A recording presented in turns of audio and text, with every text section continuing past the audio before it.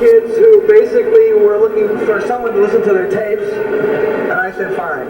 That's how I met him. And frankly, there was nothing in the tapes that I really wanted to get involved with, so I said, take a hike, guys. When you write some more songs, let me know. That's how I met him. Wasn't there a strange song that Gene presented you called Chimney Sweeps? Is that correct? Yeah, well, I did eventually. A couple of, maybe a month or so later, got a working demo that Gene was developing at home, and he had a whole bunch of original music, and one song was called Chimney Sweeps, and it was like, I can't believe what he was writing about. I mean, it sounded like a children's album he was concocting. Now, how did you get into the studio with Wicked Lester and then were you responsible for getting them the record deals? Well, what happened was, after I'd heard some of their material, one of the owners of Electric Lady Studios was looking for a band to sign to a deal that he had at Polydor. And he wanted to know if I was working with a new unsigned group, and I said, yeah, they're really not too developed, but I can do some demos and see what happens. So we went into the studio, we recorded 4 or 5 songs, some of their material, and it was like really not that great, but we did a pretty decent job. Michael Jeffries ran up to Polydor with the deal.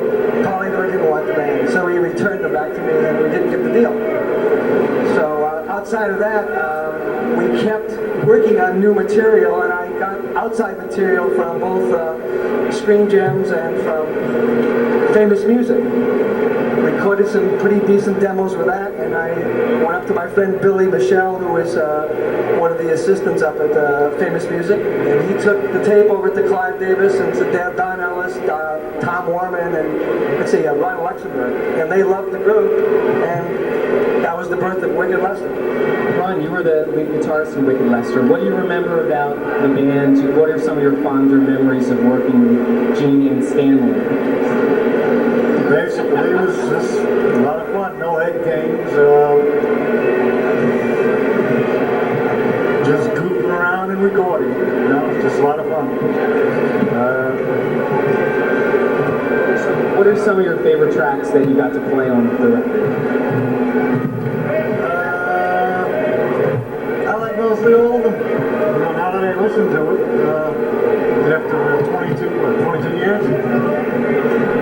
It just brings back good memories, and they have nice harmonies, and Ron Johnson did a great job. Ron, I wanted to see, you're sitting right next to Eddie Kramer. You kind of brought Eddie into the KISS situation prior to them getting involved with Bill. Tell us how that came about, Eddie. Please share your recollections. Well, how I came to do KISS? The demo tape, their first demo. This guy over here on my right said to me one day, I've got this band, they used to be called Wicked Lester, and they want to do a heavy rock and roll album. It's not really my speed. Do you want to have a crack at doing a demo? And I said, all right, I'll have a go. We'll do it the original way we used to record was 4-track, and we went into Studio B of Electric Lady, and I had an engineer assistant by the name of Dave Whitman, who assisted me, and we did 6 songs, and they sounded great. 4 years old. He was Yes, he was about 19, right. And those tapes still sound great today. They had all the hits like Black Diamond, Cold Gin, all that Strutter, Deuce, yeah. And I got to tell you that. Who's feeding back? Ace Frehley, who I know you all like, was about as thin as my finger. He was driving a cab in the Bronx, and he sort of fell into the studio in a heap. And Peter Criss, who was the drummer, as you well know, sat in the corner and said, is that all right, is that all right? I said, yeah, it's fine, it's beautiful, you sound great. And of course Gene and Paul, being Gene and Paul, were masters of ceremony, and then later on I met Bill O'Coin at the Hotel Diplomat. Tell us about that, Bill.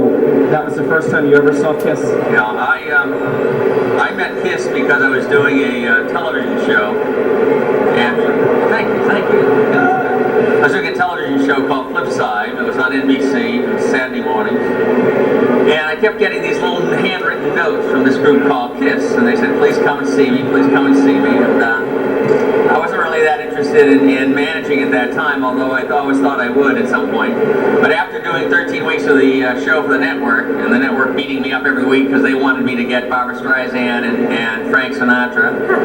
And I wanted to, and the people I had who they didn't like was Stevie Wonder and John Lennon and people like that, which they didn't like at all. So by the end of the 13 weeks I had it, and I went to see this group that kept writing me every week called KISS, and I saw them at the Diplomat Hotel. And what they used to do is they used to get a number of their friends, and they get together and they would hire the second floor of the Diplomat Hotel, which was really a sleazy, rundown, small ballroom. And the building was almost falling down at that point anyway. And what they would do is they would pull their money and get it, and then they'd charge all their friends to come and see them. And they would invite record companies and managers to hopefully would sign them. And I saw them that night. And the one thing I liked about them was the fact that they had a lot of determination, and probably more important. Good. Probably more important to me than anything, because a lot of times we'll find brilliant artists who are very intelligent and exceptionally talented, but they don't have the determination to keep going, and these kids did. KISS had that determination, and it filtered all the way through their career. Is it true that you promised them a record deal within 2 weeks? No, 3 months. 3 months? Yeah, 3 months. I told them that I was going to stop directing and producing television shows, and I wanted to get into management, and I'd get them a record deal within 3 months. And they were foolish enough to do it, and it all worked out. What appealed to you about Casablanca? It was a new label at the time. Okay. Neil, unfortunately, and there's not very many people like Neil around today, but Neil was the type of guy who would take a chance. And if any of you out there had your own bands, you know how hard it is to get a record label to get involved with new ideas or with new artists. And Neil is the type of guy that would say, well, this is really off the wall, but maybe this would work. And that's all you needed. And today, that's the one thing you can't get from record labels. They want something to fit a certain pattern, and it's actually pretty dull in many ways. But Neil was kind of a rebel, and so he went along with it. He was starting a new label, which Warner Brothers was backing. Went to California, we signed KISS, did the first album, and we had the first party at the Century Plaza Hotel, when it was the first time Warner Brothers had to see this KISS group that Neil had signed to this new label on Warner Brothers called Casablanca. And they hated them. They hated them. In fact, they threatened Neil so much with it that Neil came back to me one day and said, boy, they really are busting my balls. He says, do you think you could ask the guys if they'd take off the makeup? And I said, Neil, it'll never happen. Not now. Never happen. He said, okay, all right, I'll put up with it. So what happened is he finally left Warner Brothers pretty much over KISS, because they hated KISS. They didn't think it would ever work. No group with makeup could ever make it. So he actually left Warner Brothers over KISS and went and got independent money from independent distributors. And that's how it all began. That's how Casablanca really began. Which was the tour which you actually financed on was it your American Express card? Yeah, it was, actually, yeah. I told someone before it was the Destroyer Tour. It wasn't the Destroyer Tour, it was the Alive Tour. And the reason is that the record company had run out of money. Don't forget, they weren't being backed by Warner Brothers anymore, and he had to go out and get independent money. So Neil ran out of money, and I had an American Express card, which I don't think I'd ever charged more than about $100 or $200 a month on. And the next month we went on tour, and I had a $25,000 bill. And I remember they called me and they said, "Do you expect to pay this?" And I said, "Yes." I didn't know how, but I said yes. And they allowed me to get away with it, actually. But that's how we went on that first major tour. Bill, Yeah. Bill, I heard it was 40,000. It might have been. Yeah. Press obviously was very important. That's where Carol Ross came into the picture. Carol, tell us about first becoming involved with KISS. Weren't you still working for Rodgers and Howard? Yes. Well, I was a friend of Bill's, and he had asked me to come see this band. And at that time, I was teaching a course on the music industry at the New School in New York, and I was doing freelance publicity. And when I did get to see the band, they were totally amazing. And we became friends, and of course, Bill became a very dear friend, but at that time, it wasn't the right time for me to get involved. I had then taken on a job at MCA as director of publicity, and Bill kept saying, gee, when are we going to be able to work together? And then from the MCA, I went to a large PR firm, Rogers & Cowan, and I said, okay. And KISS was the first account that I brought into the company, so it was a chance to start working after seeing them and knowing them for several years. But a lot of people might be surprised that initially you had a lot of problems getting KISS any press. Oh, well, just as everybody here has stated, it was a negative from the word go.